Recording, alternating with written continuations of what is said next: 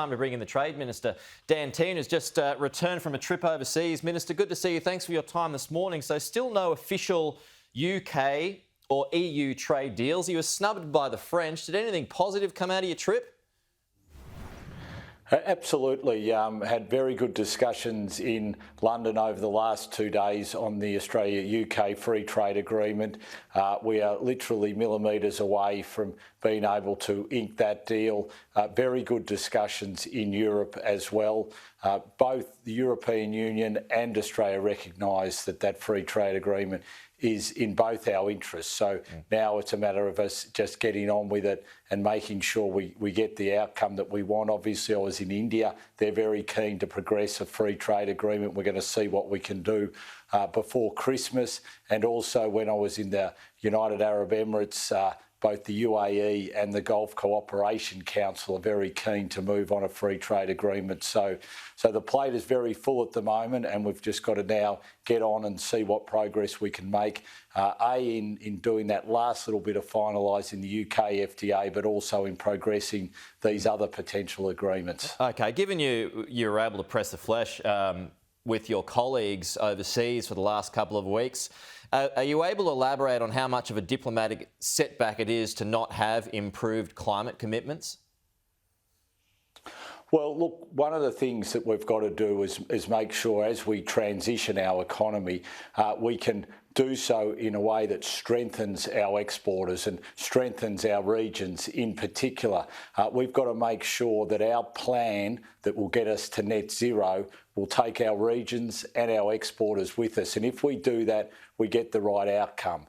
And we've got to do it on behalf of our exporters, because if we don't, protectionist forces are at play and they will seek to harm our exporters. So this is why it's incredibly important that we get our plan to getting to net zero by 2050 right.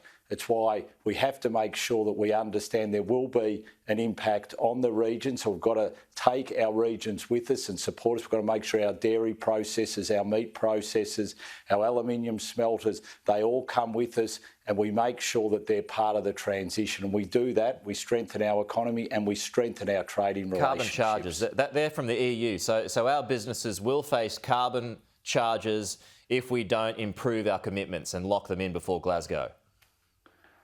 Well, that's one of the threats. We've obviously seen protectionist forces at work, and we want to make sure that we're part of the solution so that those protectionist forces cannot come to the fore. What we need to be doing is making sure things like export subsidies, agricultural export subsidies, which actually lead to emissions, that we're making sure we deal with those. That'll actually benefit our agricultural exporters. 25% of emissions come from land use and agriculture. Agricultural subsidies generate those emissions. So if the world's serious about this, and the US and the EU in particular, ag subsidies have to be on the table at Glasgow, and that's something I raised with John Kerry when I met with him the Paris OECD meeting. So we've got to be part of this, we've got to be part of the transition, we've got to take our regions with us, but if we don't, our exporters face a real threat from protectionist forces. Okay, there's definitely a lot of movement when it comes to international travel. We're going to be able to get our passports, our vaccine passports that will facilitate international travel from tomorrow. You're also looking at increasing the amount of people, skilled workers we can get from Britain. Now, ever since New South Wales has reopened, a lot of businesses have complained, Minister, that they don't have enough workers. So realistically, when do you think we can increase migration to kind of plug that hole? Well, we need to get our international students back. We need to get our working holiday visa maker visas holders back. We've got to make sure we can get the Pacific Labour Scheme, our agriculture working scheme, all up and running, and get all those people back as soon as we can. Obviously, returning Australians are the priority, but my view is that we can start getting the rest back, and including international tourists, by Christmas. I think New South Wales obviously is leading the way, but if we can keep going, keep getting those vaccination rates as high as they can be, then my view is we can get all those other visa holders, those international citizens, back as well before Christmas. So as we open up, we make sure we've got the workforce to really drive our economic recovery out of this pandemic. So the Prime Minister pushed back on Dominic Perrottet last week, saying, well, not so fast when it comes to free international travel. First of all, our citizens have to be prioritised. So I think you just sort of talked about that too. When do you think we'll be able to have unrestricted holiday travel, leaving Australia, coming back through Sydney? When do you think that'll be in place? Before Christmas?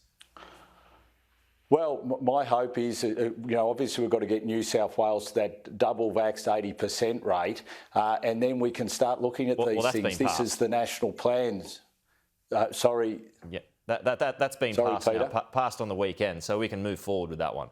But we've got to get the 80% for the national rate. Right. So that's the national plan. It's each state and then the national rate. So as soon as we get that national 80% rate, we can start looking at these things. Returning Australians first, and in my view, before Christmas, we can start looking at the tourists, the international students, the working holiday visa makers, and our Pacific workforce, because we're going to need that workforce to drive our economic recovery as we come out of this pandemic. They're going to be an absolute key to it.